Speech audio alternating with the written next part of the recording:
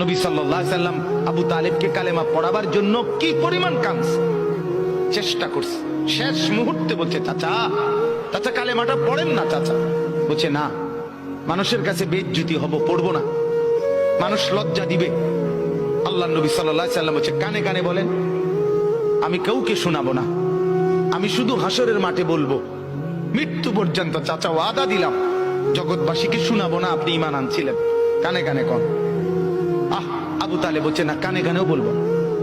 এবার নবী বলে চোখের পানি ফেলতে ফেলতে, চাচা এমনও কইতেন না তো, ঠিক আছে চাচা আমি কালেমাটা পড়ি, আপনি শুধু ঠোঁটটা নাড়েন, আপনি শুধু ঠোঁটটা নাড়বেন, আমি হাসরের দিন বলবো মাওলা আমার চাচা কালেমা পড়ছিল এজন্য ঠোঁট নাড়ছে, একটু সুযোগ দেন।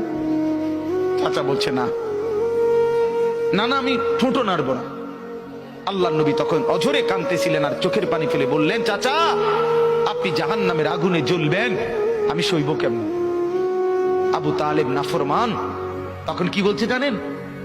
আন্নারু খায়রুম মিনাল আর। মুহাম্মদ, মানুষের কাছে লজ্জা পাওয়ার চাইতে